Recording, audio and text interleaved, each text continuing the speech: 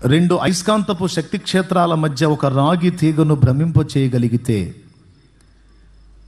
విద్యుత్తు పుడుతుంది అనే ఫార్ములాని కనుగొన్న వ్యక్తి పేరు మైకేల్ ఫారడే. మైకేల్ ఫారడే అనే ఈయన ఒక క్రైస్తవుడు, చాలా భక్తిపరుడు. ఆయన ఆ సంగతి కనుగొన్న తర్వాత ఆ దేశపు రాజు ఎదుట ఒకరోజు ప్రదర్శన చేయాల్సి వచ్చింది. ప్రదర్శన చేయాల్సి వచ్చినప్పుడు అది గంట ప్రోగ్రాం. ఆ సభలో ఉద్దండులు ఉంటారు, అందరికంటే గొప్ప రాజు ఉంటాడు అక్కడ. రాజు తర్వాత కింది స్థాయి అధికారులు అందరూ ఉంటారు ఆ సభలో. వాళ్ళ ముందు తను కనుగొన్నటువంటి సిద్ధాంతాన్ని ప్రదర్శనాత్మకంగా చూపించేటువంటి కార్యం అక్కడ మైకేల్ ఫారడే గారు చేయాలి. ఆ రోజు ఆ కార్యక్రమం ఆయన చేస్తున్నారు.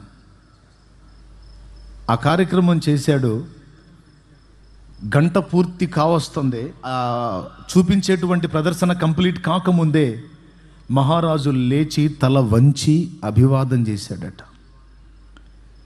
నిజంగా మీరు చాలా గొప్ప వ్యక్తి, ఇలాంటి మేధావి మా రాజ్యంలో ఉన్నందుకు మేమంతా అదృష్టవంతులమని ఎంతో ఘనపరిచి ఆయన్ని మాట్లాడాడు. సో ఆయన చూపించాలనుకున్నది కంప్లీట్ అయిపోయింది. ఇక మైకేల్ గారి గురించి, ఆయన కనుగొన్న ఆ విషయాన్ని గురించి ప్రశంసల జల్లు వెల్లువెత్తింది. అనేక మంది చక్కగా ఆయన గురించి గొప్ప గొప్పగా మాట్లాడుతున్నారు. ఆ గంట సమయం అయిపోయింది, ఆయనను గురించి భజన మొదలైంది, కానీ ఆయన అక్కడ లేడు.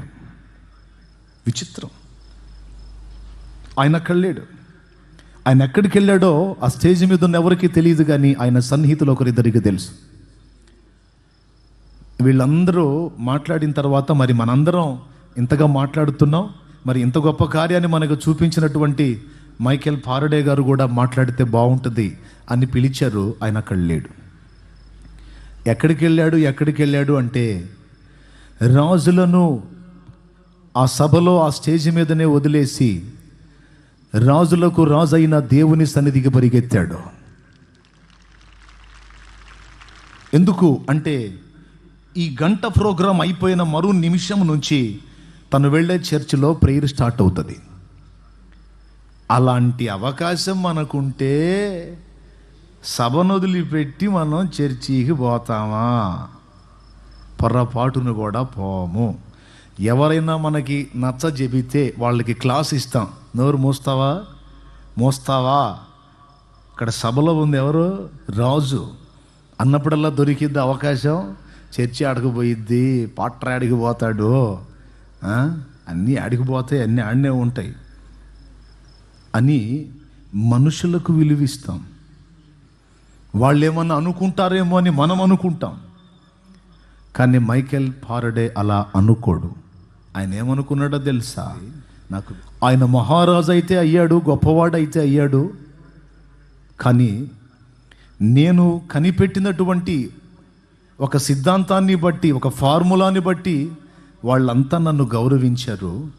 ఒకవేళ ఇది నేను కనిపెట్టకపోతే, ఒక సామాన్యుల్లాగుంటే వాళ్ళ ఇంటి గేట్ దగ్గరికి నన్ను రానిస్తారా? రానిరావు.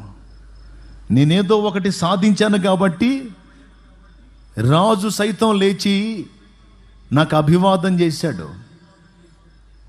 ఒకవేళ నేను ఇది సాధించకపోతే అతను నన్ను గౌరవిస్తాడా? తన ఇంటి వాకిటి దగ్గరికి నేను వెళితే అక్కడ ఉండేటువంటి వాచ్మెన్ నన్ను లోపలికి పోనిస్తాడా? పోనీడు. కానీ నేను ఏమీ తెలియని స్థితిలో ఉన్నప్పుడే నా రాజాది రాజు తన సన్నిధిలోనికి నన్ను రానిచ్చాడు.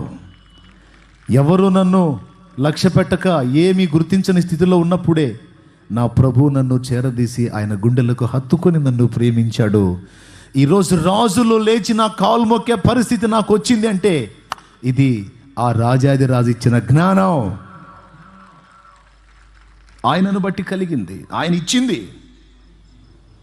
రాజులు అధిపతులు నా ముందు తల వంచారు అంటే అలా వారు వంచేటువంటి శక్తి నాకు ఇచ్చింది నా దేవుడు. ఇప్పుడు చెప్పు, నేను ఆయనకు విలువ ఇవ్వాలా, వాళ్ళకు విలువ ఇవ్వాలా అని అడుగుతాడు. ఏం చెబుదాం? సమాధానం ఉందా మన దగ్గర? సో మీరు గ్రహించాల్సిన విషయం ఏమిటంటే, దేవుణ్ణి ప్రేమించటం, దేవునికి ఇవ్వాల్సినటువంటి ప్రాముఖ్యమైన భాగము మన జీవితంలో కేటాయించటం మనం ఎన్నడూ మరచిపోకూడదు.